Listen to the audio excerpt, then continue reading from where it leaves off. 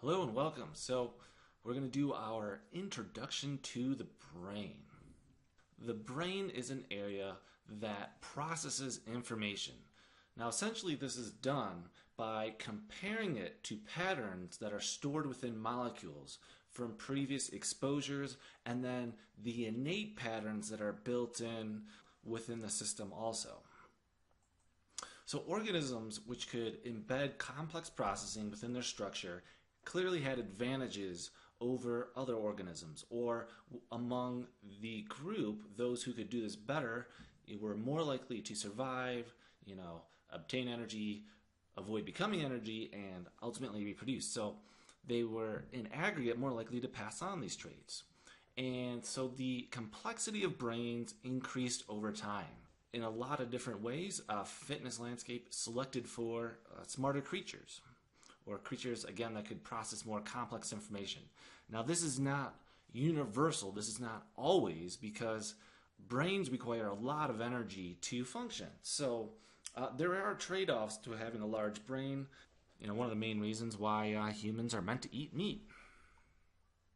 The brain increased in complexity over time. And, since we evolved from species, it's not, or it shouldn't be surprising that the human brain shares many structural components with other species. In fact, it shares all structural components with other species except for a ridiculously large prefrontal cortex. That is what makes a human a human. Opposable thumbs, walking upright, those are all seen in other creatures. So we're going to get to that prefrontal cortex. So as you can see in this diagram, right, just structurally speaking, the brain seems to get bigger and more spread out and different shaped, right? And that's exactly what you should be thinking. So complexity increased as the structures and pathways were selected for. So for the human brain, its function is an emergent property of 85 billion neurons, 85 billion glial cells, which are support cells, and the many blood vessels that deliver information and signals from the body and from the environment. So what we see is the emergence of neural pathways. So networks of neural pathways emerge from areas of cells that process maybe specific signals would be the way to say it. This networking of different grouping of neurons scales in many different ways throughout the brain. And so different areas of the brain process information and these signals, and some areas are specialized. Now, these signals themselves are physical objects. They are neural transmitters. Now, these are sent and received by neurons. So far, we have discovered 5 main classes of neurotransmitters. We've got the acetylcholine complex, the serotonin, noradrenaline, dopamine, and the histamine. So if you take a moment and look at this diagram, you should notice some overlap and some patterns.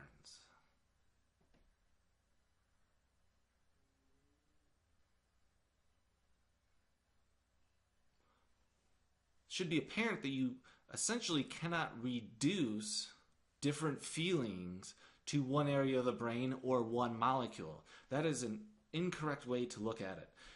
There are molecules which are more associated with a certain pathway, like dopamine, for example, is reward perception.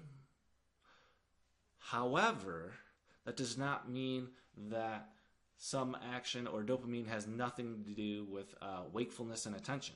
And in fact, that's one of the reasons why you stay awake when you take stimulants, because they increase the dopamine levels all around in all areas of the brain, especially in the prefrontal cortex. Now, in terms of robustness, this should make sense. In terms of robustness, the non-reduction of systems and the branching of information processing and overlap or helps to facilitate complexity within signal processing. So this diagram over here to the right shows the cortex, and the cortex is mostly known as the new brain, the mammalian brain perhaps, what makes a human, especially over here to the far right, the prefrontal cortex area. What many neuroscientists seem to think now is that the cortex is almost exclusively for working within social groups and handling the complex nature of dealing with social situations. There's an almost an exact 1.0 linear correlation between how big your social group is and the size of your cortex amongst apes. Should be no surprise that humans have the biggest prefrontal cortex, and the hypothesis is that it's because of the amount of complexity among the different members and the number of members that we have to deal with as a species. So the pathways connect different regions of the brain, and they specialize and analyze certain types of information, such as vision, processing, planning, hearing, and so on. So these signals of molecules are sent and received. They're also processed. It's all about the processing of patterns within the signals. Now, small differences in the patterns impact the thoughts, feelings, sensations tremendously. We are a metaphysical species. And this is a great example of sensitive dependence on initial conditions. If you change the dopamine levels by 1%, right? If you change oxytocin levels by some amount, if you even introduce noradrenaline, if you introduce higher levels of noradrenaline, you're going to get different sensations, different feelings. So the brain is almost perfectly suited to show sensitive dependence on initial conditions. One structure I'd like to highlight and talk about for a moment here would be the hypothalamus. The hypothalamus is king. It is one of those old structures in the brain, and it has a lot to do with most everything. And so structurally, the hypothalamus is really, really interesting. The inputs into the hypothalamus are small and branched, but the outputs from the hypothalamus are like a large tree trunk. So when the hypothalamus is going, when it's exerting itself, when it's sending signals to the rest of your brain, it wins. It trumps your cortex. It trumps your logic. You don't control the hypothalamus controls you. And so this diagram shows different areas and what processing happens in these locations. So for this course, we don't need to memorize any of this stuff, but you just need to know that it happens and that processing occurs in different areas, and certain areas are more or less associated with certain tasks. So the structural part of the brain is very interesting. And again, this is not magical, it's physical, it's structural like. So where you do silent reading in the brain is located exactly between your vision and your auditory processing centers. So you are quite actually hearing with your eyes when you do silent reading. It's a relatively new task for our species. So again, that highlights structure and function. There's no magic. It's not like you're magically hearing things in your brain. There's an area, there's a location. If this location was damaged, if I turned off the neurons in that area, no matter how strong of a monk or a mental processy person you are, you will not be able to silent read. That would be a limit. You have physical limits to your brain.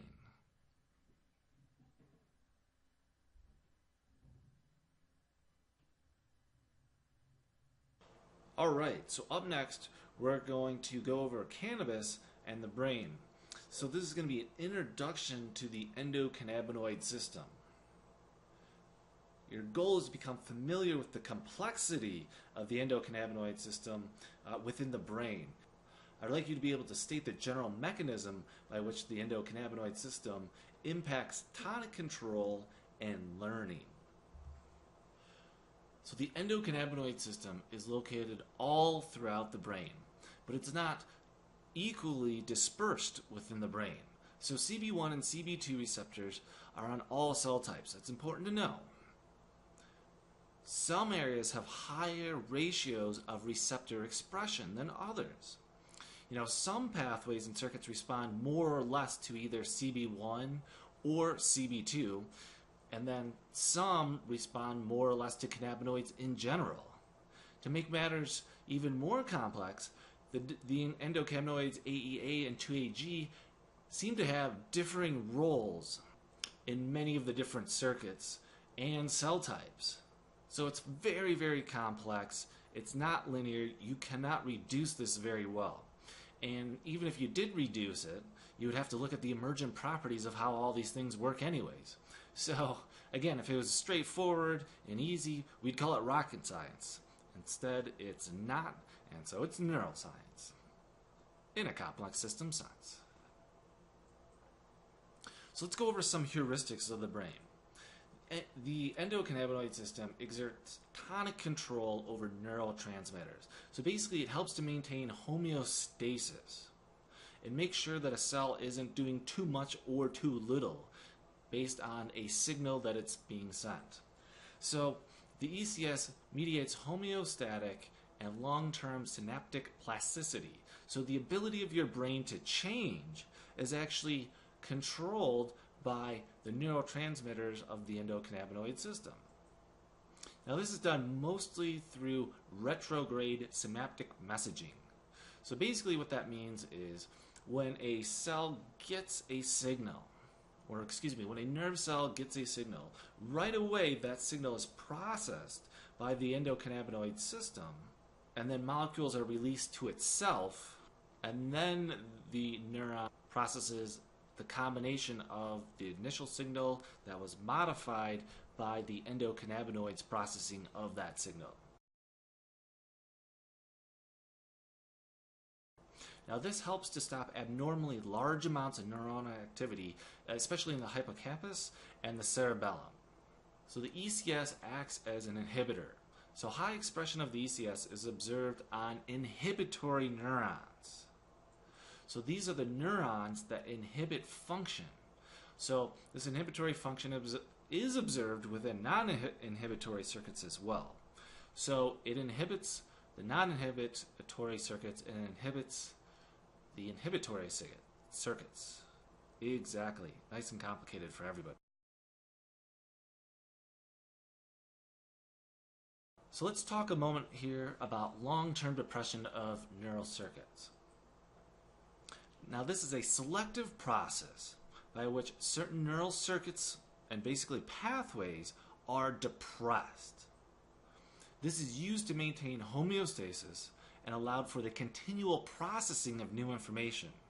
Structurally speaking, a system basically has a limit to how much information it can process from a positive feedback loop.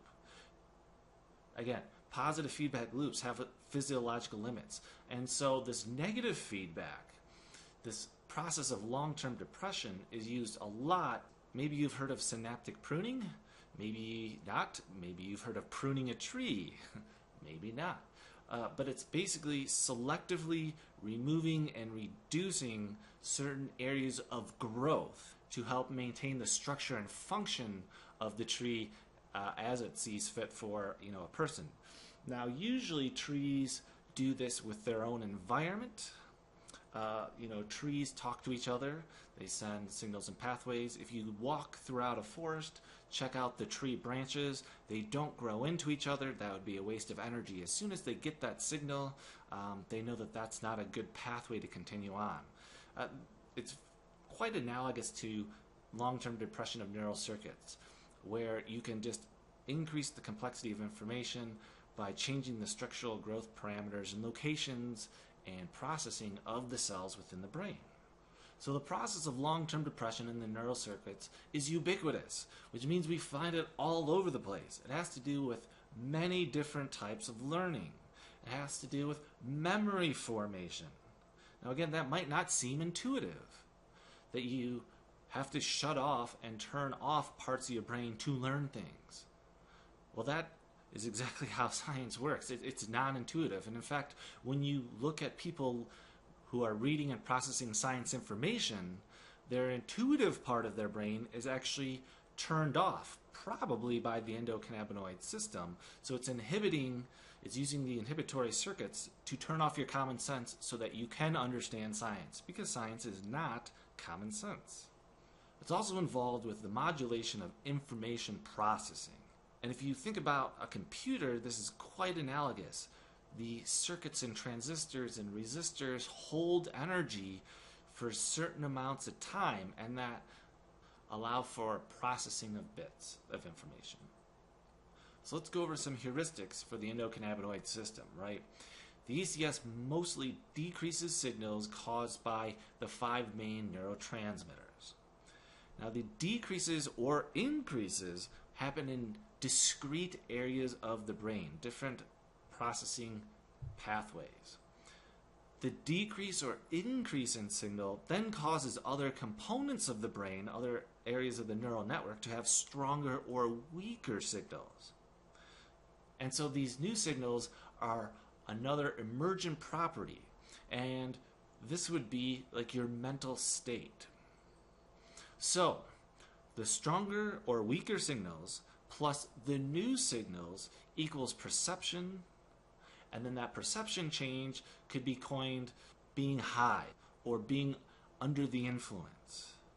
I hope at this point you realize that being high could refer to any number of different states. Having coffee, having sexual relations, watching your child get born. It kind of depends on your own physiology and what role you serve in the herd species to what is going to get you more or less happy, or what's going to make you more or less satisfied and satiated. Heuristics continued. So the brain is incredibly complex with multiple layers, multiple levels of interaction, and different timescales. Trying to reduce the information into practical absolutes is impossible. However, there are boundaries and regions which people would fall into. Clearly, not all people fall into all boundaries. Like the actual brain, there's a lot of gray area.